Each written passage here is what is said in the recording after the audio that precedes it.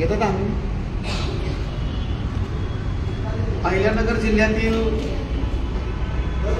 सोनई या ठिकाणी एक 4-5 दिवसापूर्वी हिंदू मातंग समाजातल्या एका तरुणाला संजय वैरागर असं नाव आहे, या तरुणाला गावातल्या काही गावगुंडांनी की जे आरएसएसचं काम करतात त्यांनी अत्यंत अमानुषपणे निर्गुणपणे मारहाण केली। रस्त्यावरनं उचलून नेऊन शेतामध्ये मोटरसायकल त्याच्या पायावरनं घातल्या गेल्या, त्याचा पाय तोडला, त्याचा हात तोडला। त्याचप्रमाणे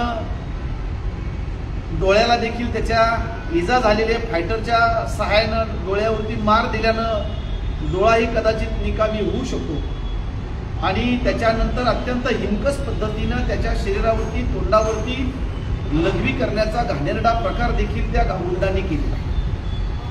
खरं म्हणजे अत्यंत संतापजनक अशी ही घटना आहे। सर्व स्तरातनं अहमदनगर जिल्ह्यातून किमान परिवर्तनवादी फुले शाहू आंबेडकरी चळवळीतील कार्यकर्ते या घटनेचा निषेध व्यक्त करत आहेत।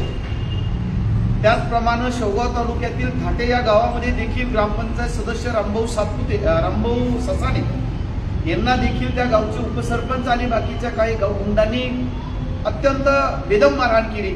ते देखील सिव्हिल हॉस्पिटलला ऍडमिट होते। काल त्यांचा डिस्चार्ज झालेला आहे, गुन्हा दाखल आहे। दोन्ही जर घटना आपण बघितल्या तर दोन्हीही घटनेतील ज्यांना मारहाण झालेले जे अत्याचार पीडित आहेत ते हिंदू मातंग समाजाचे आहेत आणि त्यांच्यावर अन्याय करणारे देखील हिंदूच आहेत।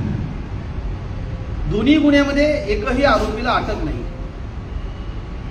आम्ही आत्ताच सिव्हिल हॉस्पिटलमध्ये जाऊन संजय वैरागर आणि त्याचं कुटुंबीय संजय वैरागरवरती उपचार चालू आहे। त्याची आई आहे, वडील आहे, नातेवाईक आहे। मी त्यांच्याशी आता भेट घेतली, डॉक्टरांना भेटलो।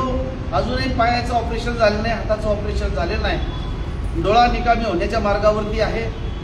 बेदरलेल्या अवस्थेमध्ये हे कुटुंब आहे, कारण ज्यांनी कुणी मारलेला आहे त्याच्या पाठीमागे मोठा राजश्रय आहे, मोठी शक्ती आहे आणि म्हणून आम्ही त्यांना भेटलो। त्याचप्रमाणे वंचित बहुजन आघाडीचे राष्ट्रीय अध्यक्ष आदरणीय बाळासाहेब आंबेडकर यांनी देखील मोबाईलवरनं त्यांच्याबरोबर संपर्क केला, सगळी चौकशी केली, जखमीच्या वडिलांबरोबर चर्चा केलेली आहे आणि आदरणीय बाळासाहेब आंबेडकरांनी देखील त्या कुटुंबाला मी भेटण्यासाठी येतोय, कारण अहमदनगर जिल्ह्यामध्ये अत्याचाराच्या घटना घडलेल्या आहेत। आरएसएसच्या माध्यमातून इथं मुस्लिम टार्गेट केला जातोय, ख्रिश्चन टार्गेट केला जातोय, आता हिंदूंमधलाच परंतु मातंग देखील टार्गेट केला जात आहे आणि म्हणून बाळासाहेब आंबेडकरांनी सांगितलं मी भेटायला येतोय।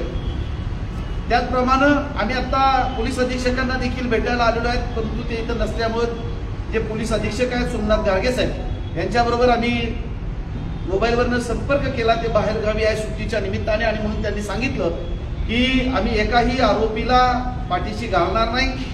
अत्यंत हिंकस पद्धतीचं त्यांनी प्रकार केलेला आहे, बेजरम मारहाण झालेली आहे आणि त्यामुळं सगळे आरोपी अटक केले जातील, भले ते शेवगाव तालुक्यातले थाटे गावातले असतील किंवा सोनई गावातले असतील।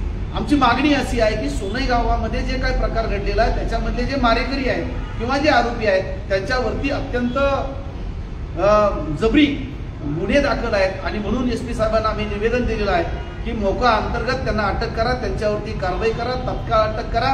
एक 2-3-4 दिवसामध्ये आदरणीय बाळासाहेब आंबेडकर नगरला येणार आहेत आणि सोनईमधील संजय वैरागर ज्याला बेदम अशी अमानुषपणे मारहाण झालेली आहे त्या कुटुंबाला देखील ते भेटणार आहे।